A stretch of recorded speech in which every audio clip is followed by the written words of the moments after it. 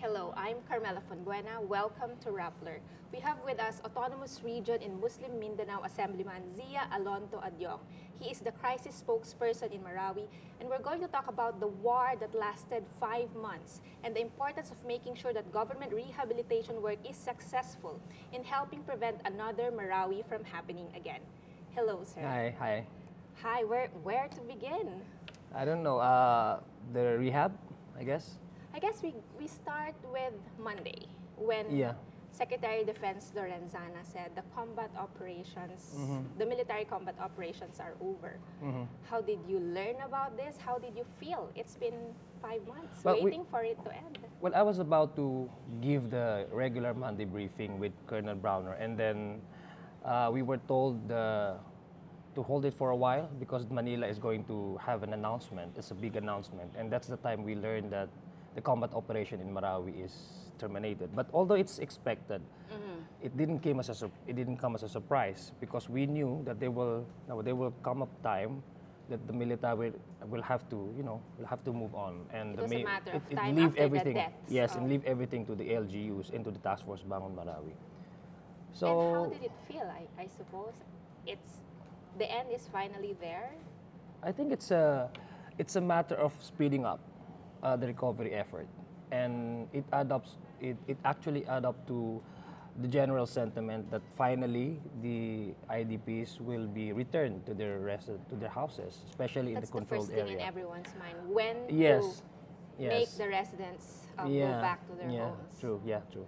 And it will begin in Well, a few it days. started. Well, it started. The planning actually started few weeks ago. Even before the death of Omar and Maute and Isnon Hapilon, we already had an initial pre-assessment meetings regarding the transportation, how to provide transport for the returning IDPs, and as well as how do we mobilize the barangay captain Right. in the cleanup drive. So we actually have 4 phases, and we have clustered barangays. Right now we are under the second cluster. It's the cleanup drive. I think some of the barangays already done with the cleanup drive, and they're now proceeding with the restoration of the government facilities. That's a lot of work. I know. That's why we need support from not only from the barangays but from the police, from the military. The work never ends just to make them, just to allow them to go back. But I guess tell us, they've been displaced for 5 months. Yeah. And they're eager to go back because how difficult was it to be away from your home for 5 months? Yeah, it's what worse, Carmela, is the fact that you've been seeing footages, on videos, airstrikes, the ground troops, and all this news. Every day there are news coming out. Certain number of people died. There were retrievals operation. There were remains inside the MBA retrieved by the rescue teams, and this add up to the feeling of the agitation and not really knowing what's going to happen next. Or what happened to their homes, Yes. what happened to their properties. Yes. But the residences, the IDPs, are mostly from the controlled area, so it's easier for the government to really facilitate the transfer and the return of the IDPs. We're not people talking about the battle areas area. in the houses People inside. have to understand there are 2 areas in Marawi. True. The main battle area. main battle area. And the areas outside the main battle area. Yes.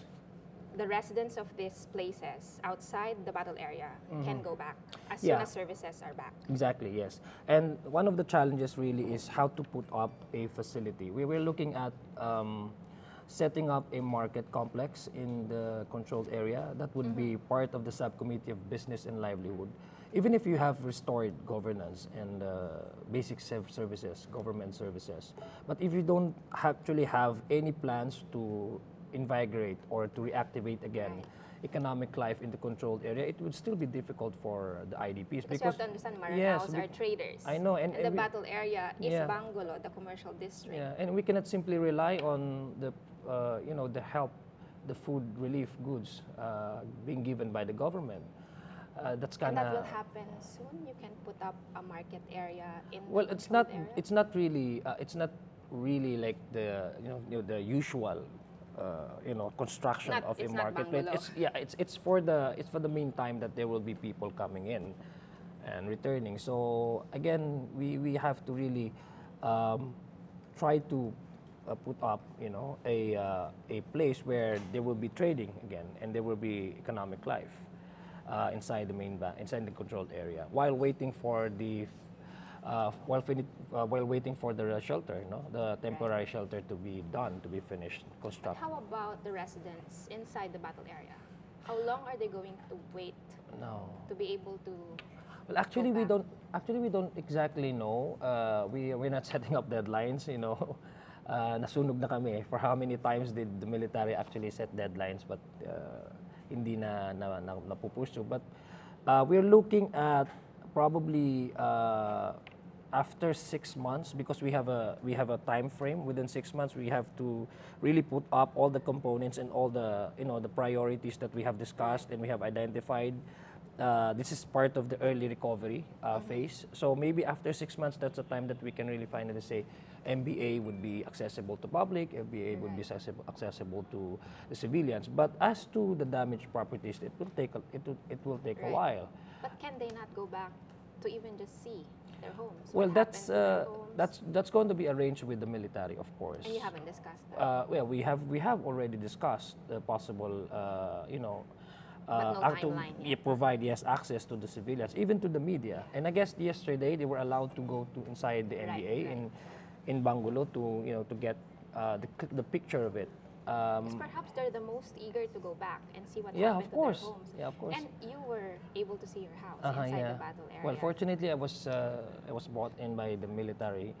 And let's go back to that moment. War was still going on. Yeah, there were gunshots. I heard gunshots from the other And side. you were While allowed ins- to while- see while- your yes. ancestral home inside the battle area. Yeah. How did that feel? And Well, it's really hard to explain. this was your first time to go back since the war erupted. This was Like, September. September. Third week, I guess, last week of September. Oh no, second week. But it was really kind of hazy. You have this picture of your house when you left. It was it's your all ancestral intact. home. Yes, it's You grew up there. Yeah, it's intact, and there you are standing on the same ground, but looking at a scene that is completely different from the one you used to see, and the memories, that's the hardest part. You kind of remember everything that happened in that house. So again, You were emotional. Just Yeah. seeing what happened to your ancestral yeah, I didn't home. expect that I'll be, I'll cry like a baby. Colonel Browner was surprised when he saw me. The hardest thing at that time when I was inside the MBA, looking at all the damages and the destruction and what happened to our ancestral house is actually the gravesite of my grandmother, my grandfather. They were buried there inside our, within the compound. Your grandfather was the former senator. Yes, with her mother, with his mother, with my grandmother and my aunt. So it's like, ano bang nangyari? Ba't naiwan ito sila dito? So, I mean, it's really hard to explain. No? But I guess most of the people whose houses are there inside, this is one thing that we should be ready. Exactly. We They're should, eager to go back. They want to see what happened to their properties. and I guess it's a matter of strengthening the communication line. We have to ready them. That has to be something. Yeah, there has to be some like a grievance committee. Prepare them Yeah, like a grievance before committee. they even see what happened. to Exactly, their like a homes. grievance committee, so that they can be prepared psychologically, mentally, and the tension would be lessened, and something like that. Because I do expect people would be getting inside and to see their houses like that. They won't be happy. Of course, definitely not. And that's something you will have to discuss. Yes, that's again part of the reconstruction, because you cannot really reconstruct Marawi physically without even talking about emotions, and it's really hard to talk about plans and substance when emotions are running high. Right. It's kind of, how do we really tell people, and that's been my problem actually, personally. I see this as a problem, really serious problem.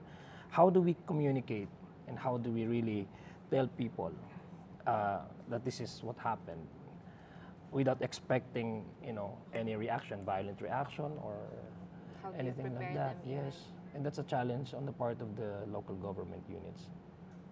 Because it's important to make sure this works. Yeah, of so course. people are not radicalized Exactly, again. and all the components that we have identified all throughout the during the workshop, because we had a 3-month workshop. This is facilitated by the UNDP. Okay. We actually utilized the recovery and the peace building framework. This is the next generation of the post-conflict assessment framework, because we see this as not just a natural brought about by a natural calamity. This is actually a product of a armed conflict. So we have to mainstream all the components to be included, among other things, the peace building efforts, and the peace promoting mechanism, in order for the crisis to be more responsive to the nature of the cause of these damages and this calamity. So it has to And be. a lot of organizations are involved, the military, the government, because they recognize Yes. that it's important to do this right. Yes, and we are very thankful, in fact, to the government, and especially to the military, because they're very consensitive, Okay. in a way. Whenever they do certain operation, especially if it involves cooperation and coordination with the civilian, they always go to us, and they always strengthen the coordination with the other stakeholders, not only to the LGU, but even to many other sectors, like religious and traditional leaders. They appreciate the importance of these sectors in trying to defeat what actually is the root cause of the problem, which is violent extremism. And so we are very lucky, because the military is very, they're open-minded. They don't involved. see this as just conventional warfare, where we only need to have sophisticated So you're guns and confident warfare. of the work ahead. Yeah, You're confident with the cooperation. with the kind of leadership that the military has right now. Well, I guess it's we are we're very confident that they will be our partner in the coming days. Because the war triggered the declaration of martial law in Mindanao. Now let's talk about the relationship of the local government with the military. Because Yes. martial law was most felt in Marawi. Yeah, true. How was it? I mean, I don't think other cities in Mindanao really felt martial law. It was really Marawi, where all your movements were controlled by the military. How did that work? Well, it's actually a partnership. We acknowledge that there is really a threat against the people of Marawi, not only the people of Marawi, but elsewhere in Mindanao, and even in the country. So we established on that foundation, on that mutual belief that there is really a threat. And we had initiated, different and various, initiatives, efforts, in not only confined to combat operation, but even going down to the grassroots and partnering with other sectors. Because Like what there was a happened there was- Fatwa. Do I remember? No, there was a Fatwa. I think you were there still. Yeah, when they there was a declared. Fatwa Declaration, and this was initiated by the local government, by the province, and also by General Galvez. No? And we actually there was a meeting of the minds. The religious leaders and the community leaders, the traditional leaders, actually had a plan in order to partner this ongoing security protocol with the peace building efforts that we are trying to develop. And this has been very effective in our approach to really communicate to the people that violent extremism, terrorism is haram. While there is an ongoing fighting inside the NBA, there's also an ongoing battle outside, PR battle against possible recruits and against the proliferation of their propaganda Because machinery. there's a big danger that more will join the fighters in the battle area. That was the concern while the Exactly. war was going Yes, on. exactly. That is true. So we are looking at this not in terms of just a domestic issue. This is a global war on terror, and we have to involve everybody, because it's actually the responsibility of everyone to be, number one, to be updated, to be educated. What is actually happening around the world? Why is terrorism now happening in our own doorstep? You see, attacks of ISIS on TV. previously on. So nakikita mo lang Raqqa, Mosul, in the Middle East, but now it's happening right in your own home. Did you expect it to happen in No, I Marawi? did not in a million years. But this is something that should be, should be, uh, should deal with in terms of, inviting everyone. This is a fight not only of the military, but it's actually a fight of the entire Filipino nation, and even the world in general. The military says there's no serious allegation of human rights abuse against them throughout the war. Yeah. Is that true? Well, there are complaints. I should admit there are complaints, but it's just it's a matter of knowing the people, knowing actually the process. What are the types of complaints you receive? Usually what the complaints are nakuha, no? Nakuha tapos hindi na na-present, matagal na nandoon. So it's actually a process. Meaning they've arrested. Meaning you cannot just do the regular you stroll around the city, when there's fighting going on. Okay. So most of the residents, in fact, not really residents of controlled areas, some other towns, they just want to go back. They wanted to go to Capitol and get the access pass. Remember the transportation? Right. Yes, yung presyo mismo ng gasolina, it went, it skyrocketed. So even there was I guess parang mga motorcycles, tricycles. So they ask you to pay like 200 pesos as compared to the previous 20 pesos lang. So the people really don't have that much money to really pay for mere transportation, taking them from their residence to Capitol. So they walk in the city. So And they get didn't arrested. they didn't know. They're not really aware of the security But these are in place, addressed? Are they protocols. released? So usually what the military do, and again the police, of course, you cannot just roam around the city like that. So They they take verify you, their they take you to CIDG, and sometimes they need to undergo series of interrogation. What happened? Why are you outside? Right. And some of the families really get nervous, and then they think that they coordinate with the they local coordinate with government. us. And when we relay the information with the military, immediately they're released. There's one case yung sabi ko nga, the wife with her children went to provincial capital, and they were looking for the husband. Okay. And I went straight to General Ray. And immediately after He's that, the commander of task yes, group right now. immediately after that, because the guy at that time he was he was strolling around the area of Capitol. So yun nga, he was apprehended. He was brought to CIDG for questioning, and then of course the wife was really Angry. tsaka nervyos siya. So she approached us, and then I went to General Ray, and that same day in the afternoon, he was released. Accordingly, he had undergo interrogation. Of course, that's part of the security protocol. So these are just cases of like that miscommunication, and that's why I've been saying we need to strengthen our communication lines. Has to be clear those things. Yeah. Remember what happened to you when they picked you up at the Capitol? Oh yeah. Can you tell us what happened there? The military just showed up at the Capitol and they went to you? Yeah, that was when Father Chito Suganov was to be taken here. Morning, I was sleeping. Usually, I There was a wake little up scare a bit there. late. Yeah, They picked you up. yeah. I received the call. Actually, I look at my phone, and there was few missed calls. General Galvez, General Ray, and Colonel Browner. So I thought maybe this is the end, no? Of the war. Of the war. Okay. Kasi bakit sila tatawag ng ganun? Okay. So first I called up Colonel Ray. Hindi naman ako diretso tatawagan si Lieutenant Colonel. So perhaps I approached the most junior official, no? Okay. So I called up Colonel Browner, and he said, we are taking we're taking Father Suganov to Manila. Okay. Yeah. So and General Galvez and General Bautista wanted you to accompany Father Suganov with me.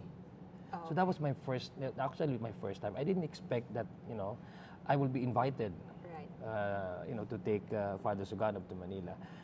And then I was a bit skeptical at that time. Sabi ko, baka pinagtripan nata ako ni Colonel Browner nito. I think it's because there's a military truck to pick you up, Yeah. and for all the Yes. the people in the capital to see they were why is the military picking up the spokesperson? And I was told not to tell anyone, so it was a secret. But Kuya Benji of DCBB was there outside waiting for me, and when I walked out of my room, there was also Jun Veneracion, and they were keep asking me, what's happening? What's happening? Why are they taking you? Yeah, why is these people with you? I mean, Captain Samahan mo Captain lang pala Sueto. si Father Chito. Yeah, sasamahan ko pala, and I cannot say anything because I was told specifically not to tell anyone, especially the media. What are the martial law scares in Marawi? Well, there still are some scares. yeah, there. because of the experiences in the past. You know, there are harrowing tales, and there are Marawi even had. survivors of the martial law era to really tell their personal, direct experiences in the 70s. So this add up to yung sinasabi namin public stigma. Martial law is seen as a means to, you know, control the people and to perpetuate the power and to, you know, to abuse human rights, etc., etc. So these are all, you know, yung sabi ko nga, public stigma. But I guess this martial law right now, it changes the landscape. It changes the idea of martial law. Because and you can attest to that this is a different martial law. I can vouch really that the military was really working really hard with the local government units, and there was never any attempt to have to place military power, you know, to take over the civilian authority. There was none. We didn't see any indication to that sort. But there's one sore issue that kept cropping up during the war: Yeah. looting. Oh yeah, looting.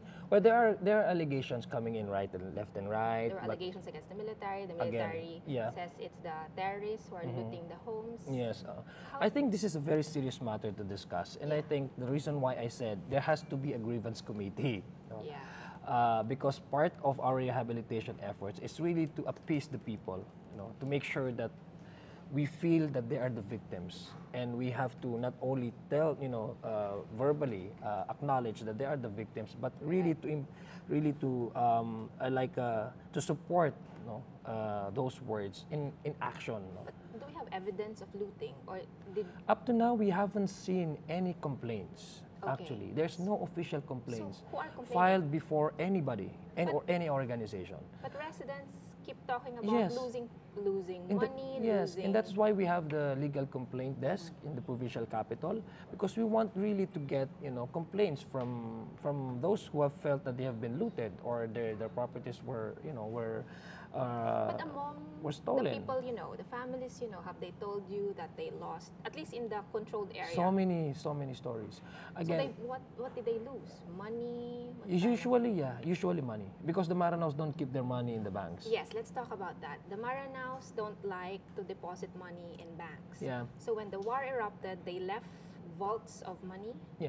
Well, the Maranao really, the practice really is this. The Maranao are known to be traders, and they do the traditional trading process, or, you know, the practice. Like, you give me, I buy something from you, I'll give you directly the money, and then I receive the product. Okay. So that's kind of the way how business is going in Marawi City. Marawi is one of the most active trading center in Mindanao, and perhaps the most active trading center in the ARM, in the autonomous region. But yet we only have two banks, commercial banks, the PNB and Land Bank of the Philippines, which are basically government owned. Right. Yeah, and of course the Amana Bank. We are underbanked actually, and despite the very rapid and very aggressive transactions, because Maranao they are not attracted to third party conduit, like they don't use checks, and they're not they're not really attracted to excessive profits and the interest of the commercial banks. That's one reason. And the Maranao are really, that's why Chinese traders are like the Maranao traders, because they transact, give and take, like a hand-to-hand transaction. So that's what we do. And that has been the practice in the past.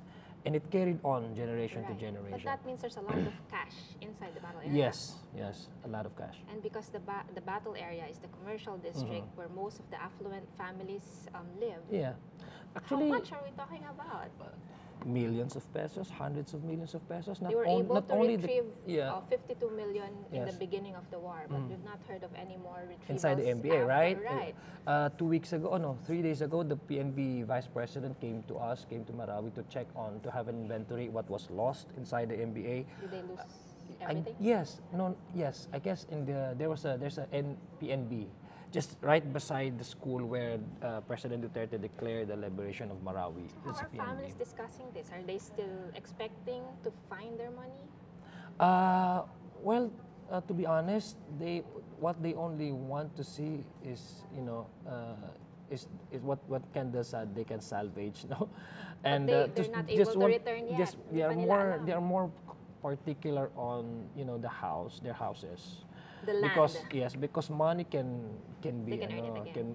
it can be earned again, but the house is a product of a labor of years. Sometimes the families yung properties nila is actually a inheritance. So it's not only the structure, it's actually what signifies and what symbolizes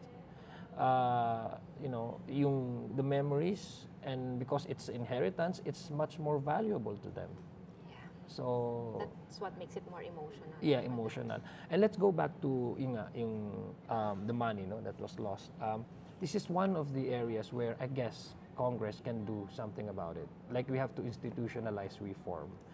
What kind of? I mean, the Muslims, especially the Muslims, there's already already an effort. I guess in many countries, developed countries, first world countries, even in Europe, they've already adopted the Sharia financing, Islamic Are we banking working system. on that already? The Department of There's Finance. already, I think there are efforts. yeah, there are to efforts. do that. There's They have one to fast track. exactly, yeah, and I guess there's a bill that's already filed before Okay. Congress to adopt a Sharia financing system, and many financial experts, even in the financial sector, do agree that it's much more easier to do business if they with the Sharia marketing system, financial system. So I guess this is one area that we can really develop. The Congress. Yeah, a can part of really taking the Muslim population in as part of the mainstream Filipino society.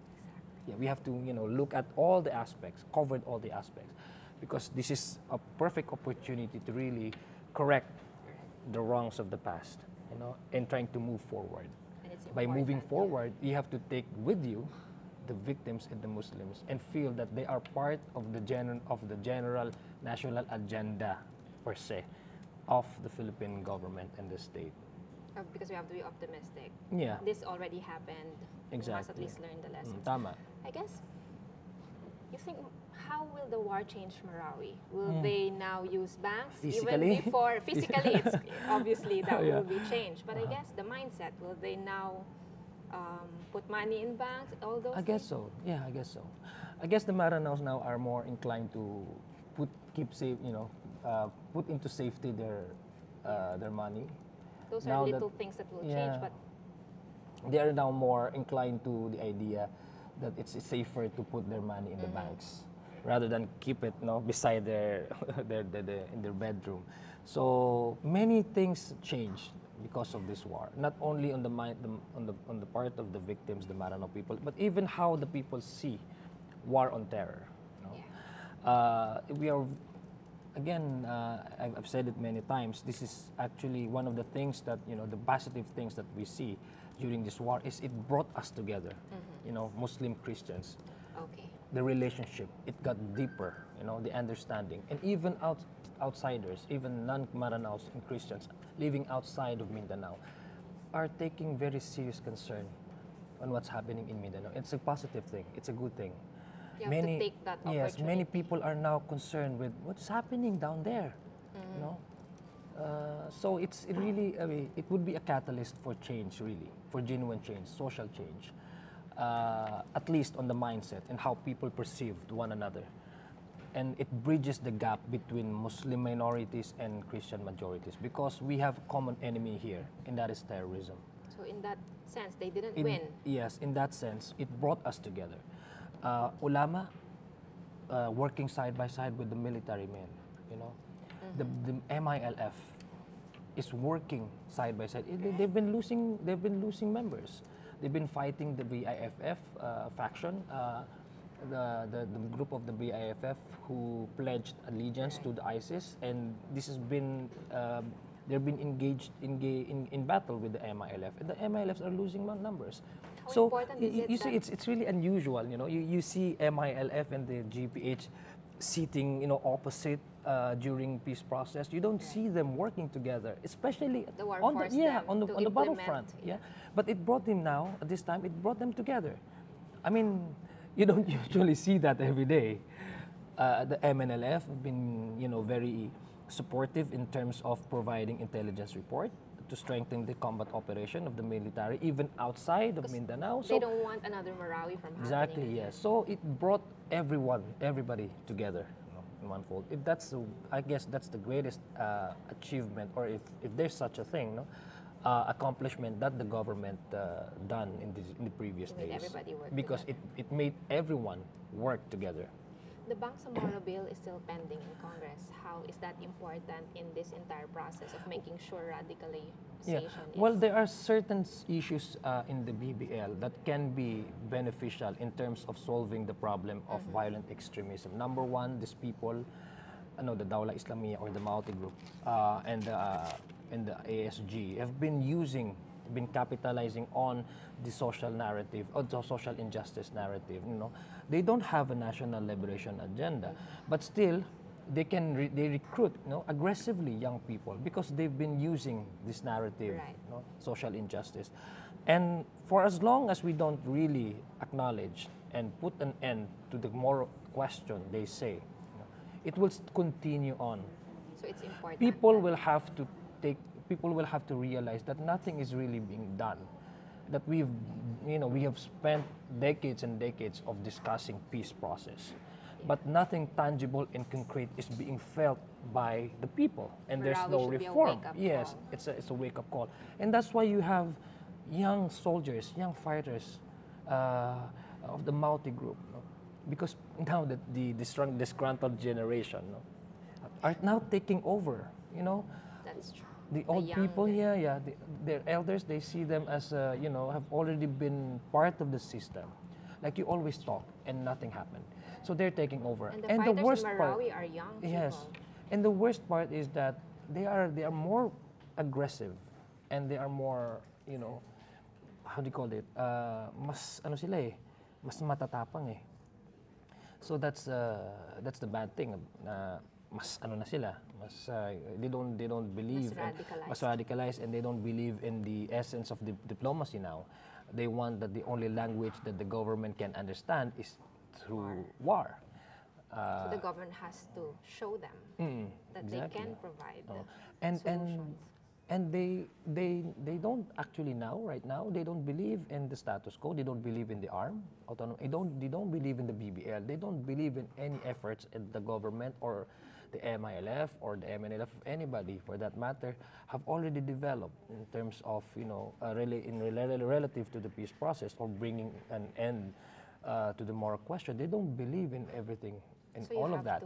So yes, so they have adopted a different ideology, and it happens to be some foreign and imported ideology, which happens to be a group or an ideology that brought so many people in misery, in Syria, in Baghdad, in now in Marawi City. And that's what you need to address. Yes, that is what we have to discuss. And in BBL, some of the things that have been discussed or used by this group as their main platform to recruit people are in the Bangsamoro Basic Law. So I guess it's part of the healing process that we are trying to say. We need, number one, to have a social healing so that everyone can be,